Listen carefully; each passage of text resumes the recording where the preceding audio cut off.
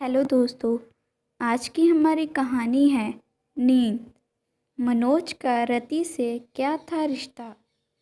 Manoj factory में खूबसूरत रति से क्या मिला कि उसकी तो दुनिया ही बदल गई और पत्नी रमा फीकी लगने लगी। हर समय सोई सोई सी अलसाई सी रहने वाली पत्नी रमा कभी पीठ दर्द को लेकर तो कभी घर की फिक्र में सिरदर्द को लेकर परेशान तो रहती।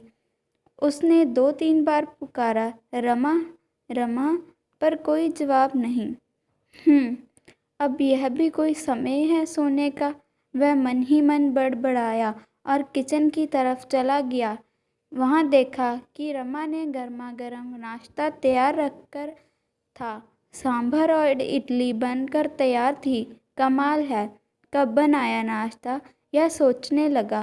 तभी उसे याद आया कि रति का फ़ोन आया था और वह बात करता करता छत पर चला गया था। उसने फ़ोन उठाकर कॉल टाइम चेक किया। 1 घंटा 10 मिनट। उसने हंसकर गर्दन हिलाई और मुस्कुराते हुए अपना नाश्ता लेकर टेबल पर आ गया। रमा ने लस्सी बनाकर रखी थी। उसने बस एक घूंट ही था कि भीतर से रमा की आवाज़ आई, मनोज, मेरे फिर से तीखा पीठ दर्द शुरू हो गया है। मैं दवा लेकर सो रही हूँ। फ्रिज से नींबू की चटनी ज़रूर ले लो। हाँ हाँ बिल्कुल, खा रहा हूँ, कहकर मनोज ने उसको आश्वस्त किया और चटखारे लेते कर इडली सांभर खाता रहा। वह मन ही मन बुदबुदाया, चलो कोई बात नहीं, अगर सो भी रही है तो क्या हुआ, कम से कम सुबह रात थाली तो लगी मिल ही रही है। बाकी अपनी असली ज़िंदगी में रति जिंदाबाद।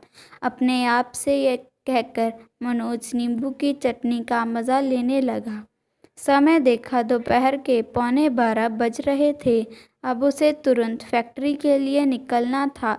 उसने जैसे ही कार की चाबी उठाई, उस आवाज़ से चौकन्नी होकर रमा ने कहा, bye Manoj, have a good day. Bye Rama, take care. चलता चलाता वह बोलता गया और सोचता भी रहा कि कमाल की नींद है इसकी। मनोज कभी अपनी आंखें फैलाकर तो कभी होंठ सिकोड़ कर सोच रहा, पर इस समय न वह भीतर जाना चाहता था और न ही इसकी कमर में हाथ फिराकर कोई दर्द निवारक मलहम लगाना चाहता था। उसने खुद को निरपराध साबित करने के लिए अपने सिर को झटका दिया और सोचा कि अब यह ठेका उसने ही तो नहीं ले रखा है। बाहर से काम भी करो, रोजी रोटी के लिए बदन तोड़ो और घर आकर रमा के धोते बदन में मलहम भी लगाओ। यह सब एक अकेला कब तक करे। मनोज अपना खुद वकील और जज भी दोनों ही बन रहा था, पर सच बात तो यह थी कि यह वह सब नहीं करना चाहता था और जल्दी से जल्दी रति का चेहरा देखना चाहता था। गाड़ी निकालकर मनोज फैक्ट्री के रास्ते पर था।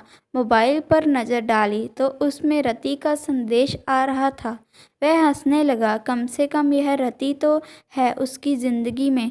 चलो रमा अब 50 की उम्र में बीमार है, अवसाद में है, जैसी भी है पर निभ ही जाती है।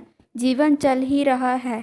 यह भी पूरे दिन मनोज का रमा से पाला ही कितना पड़ा। वो भी दिन मनोज का रमा से पाला कितना पड़ा है। पूरे दिन तो रति साथ रहती है, जब वह नहीं रहती तब उसके लगातार आने वाले संदेश रहते हैं। रति है तो ऐसा लगता है जीवन में आज भी ताजगी ही ताजगी है, बहार ही बहार है। एक लॉटरी जैसी रति उसको कितनी अजीज थी। पिछले 3 महीने से रति उसके साथ थी। रति अचानक ही उसके सामने आ गई। वह अपनी फैक्ट्री के अहाते में पौधे लगवा रहा था। तभी वह गेट खोलकर आ गई। वह रति को देखकर ठिठक गया था। ऐसे तीखे नैन नक्श, इतनी चुस्त पोशाक और हंसता मुस्कुराता चेहरा। वह आई और आते ही पौधा रोपण की फ़ोटो खींचने लगी तो मनोज को लगा कि शायद प्रेस से आई है। और यह भी पूरी दोपहर उसकी खिलौना फैक्ट्री में लगे लोगों का तांता लगा रहता था। कभी शिशु विकास संस्थान तो कभी बाल कल्याण विभाग, कभी ये गैर सरकारी संगठन तो कभी वो समूह, यह सब लगा रहता था। मनोज ने रति को भी सहज ही लिया। पौधारोपण पूरा होते होते शहर के लगभग 10 अखबारों से रिपोर्टिंग करने वाले प्रतिनिधि आ गए। मनोज ने देखा कि रति कोई सवाल नहीं पूछ रही थी, वह बस यहाँ वहाँ इधर उधर घूम रही थी। बल्कि रति ने चाय कॉफ़ी नाश्ता कुछ भी नहीं लिया था। कुछ देर बाद चाय नाश्ता हो गया। फोटो खबर सूचना लेकर एक एक करके सभी प्रेस रिपोर्टर विदा लेकर चले भी गए, पर रति तो अब भी वहीं खड़ी थी। अब मनोज को अकेला पाकर वह उसके पास आई और बेबाक होकर बोली, आपसे बस 2 मिनट बात करनी है। हाँ हाँ ज़रूर कहिए, कहकर मनोज ने पूरी सहमति दी। जी मेरा नाम रति है और मुझे आपकी फैक्ट्री में काम चाहिए। काम चाहिए, पर अभी तो यहाँ स्टाफ एकदम पूरा है, मनोज ने जवाब दिया। जी किसी तरह 4-5 घंटे का काम दे दीजिए। आप अगर चाहे तो मैं एक आइडिया दूँ। हाँ हाँ ज़रूर, मनोज ने उत्सुकता से कहा। तो वह झट से बोली, आप अपनी फैक्ट्री और इस गोदाम की छत पर सब्जियां फूल लगाने का काम दे दीजिए। अरे अरे ओह, कहकर मनोज हंसने लगा। वह रति की देह को बड़े ही गौर से देख रहा था। यह प्रतिक्रिया दे बैठा क्योंकि उसका मन यह मानने को तैयार नहीं था कि रति यह सब कर सकती है। हाँ हाँ क्यों नहीं, मनोज ने कहा। आप इतने मनमोहक पौधों का पौधारोपण करा रहे हो, प्रकृति से तो आपको खूब प्यार होगा, मेरा मन तो यही कहता है। ऐसा बोलते समय रति ने भांप लिया था कि मनोज खुश हो गया है। अब उसके इसी खुशी मूड को ताड़कर वह बोली, जी आप मेरा भरोसा कीजिए, मैं बाजार में बिकवा कर इनकी लागत भी दिलवा सकती हूँ। और तो और यह तो पक्का है कि आपको मुनाफा भी होगा। रति ने कुछ ऐसी कशिश के साथ यह बात कही कि मनोज मान गया।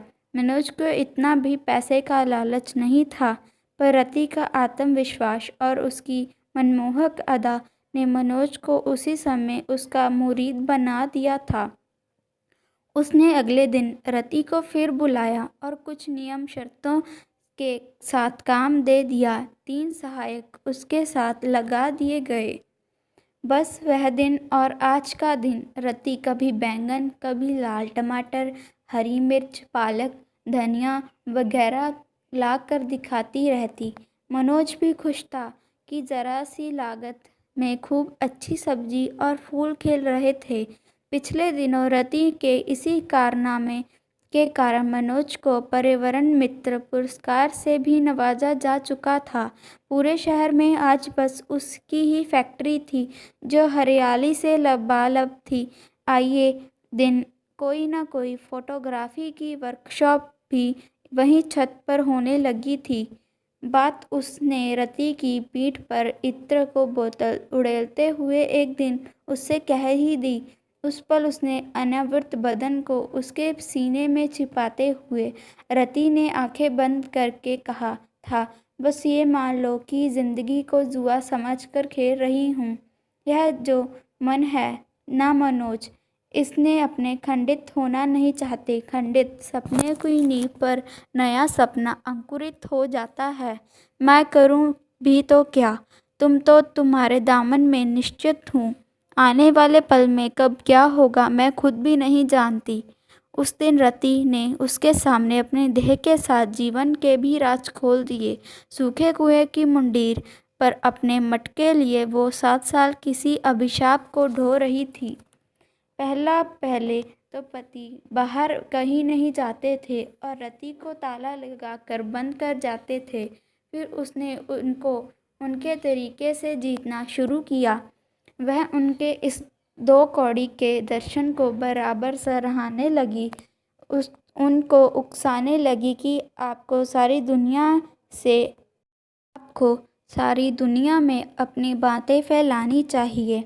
दार्शनिक और संत की पत्नी को सुधारने में समय तो ज़रूर लगा, पर रति का काम बन गया।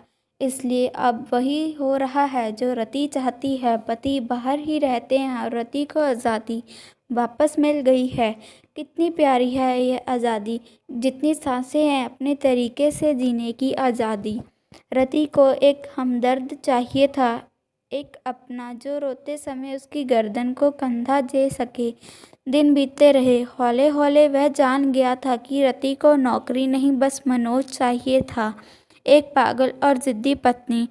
और उसके चिंतन में आजिज़ आ चुकी रति ने एक बार एक चैनल के साक्षात्कार ने मनोज को देखा तो बस उसको हासिल करने की ही ठान ली थी। पति के दर्शन और ज्ञान भरी बातों से वह दिन भर उब जाती थी। नौकरी को बहाना था उसको। अब इस जीवन में कुछ घंटे हर दिन मनोज का साथ चाहिए था। मनोज को उस दिन जब रति से उसके घर पर मिलकर लौट रहा था, तब यही सोच रहा था कि उसकी भी तो कोई चाहत है, कोई रंग उसको भी तो चाहिए ही। अब वह और रमा हम उम्र हैं, ठीक है। रमा को जीवन में आराम चाहिए, करे पूरी तरह आराम कर, पर उसको तो रंगीन और जवान जिंदगी चाहिए। इधर रति खुद को एक लता सी किसी शाख का सहारा चाहती थी ना, बस हो गया। एक तरफ से वह रति का एहसान कर रहा था और उसका काम भी चल रहा था। यही सोचता सोचता वह घर पहुंच गया। वह जैसे ही भीतर आया, किसी पेन किलर महलम की तेज महक उसकी नाक में घुसी और उसने कदम की आहट सुनकर रमा की आवाज़ आई, मनोज आ गए तुम, खाना रखा है, प्लीज़ खा लो। मैं तो बस ज़रा लेटी हूँ, अब इस दर्द में बिल्कुल उठा नहीं जा रहा। हाँ हाँ रमा ठीक है, तुम आराम करो, सो जाओ, कहकर वह बाथरूम में घुस गया। मनोज बखूबी जानता था कि रमा की नींद रुई से भी हल्की है। कभी लगता है उसकी नींद में भाप भरी होती है। रमा कभी बेसुध नहीं रहती, कभी चैन की नींद नहीं सोती। ज्यों ही खटका होता है, उसके होने के पहले ही जाग उठती है। रमा भी अजीब है, इसकी यह चेतना सदैव चौकन्नी रहती। उसको याद है जब बेटा स्कूल में पढ़ रहा था, परीक्षा के लिए रमा ही उसके साथ रात बिरात जागती थी। तब भी वह बेखबर होया सोता था, पर रमा उसकी एक आहट से जाग जाती और उसको चाय कॉफ़ी बना कर देती थी। तब भी वो कमसिन रमा को झट से जागते काम करते केवल चुपके से देखता था। दूर से उसको एकटक निहारता था, पर बिस्तर से जागकर खुद काम नहीं करता था, कभी नहीं। अब बेटा विदेश में पढ़ रहा है, नौकरी करके वह वहीं बस जाएगा, ऐसा उसका फैसला है। रमा और मनोज दोनों ही अपने बेटे का यह संकल्प जानते हैं। यही सोचता हुआ मनोज बाथरूम से तरोताज़ा होकर बाहर आ गया तो उसने पर्दे की आड़ में कमरे से झाँका। रमा सो गई थी। मनोज ने देखा कि उसकी नींद में उसकी यह सुंदरता कितनी रहस्यमयी है। उसकी नींद और सपनों के कितने कथानक होंगे। क्या वह भी शामिल होगा उनमें? शायद नहीं। कहीं ऐसा तो नहीं कि कोई भय है जो कहीं से इसके मन में भरा हो। इसलिए जब भी मनोज आता है, रमा सोई मिलती है। वह चुपचाप सांस रोककर और बार बार पर्दे के उस तरफ मुंह तिरछा कर से सांस लेकर उसकी नींद का अवलोकन करता रहा। कुछ पल बाद मनोज ने खाना लगाया और मोबाइल पर रति से चैट करते हुए खाना खाने लगा।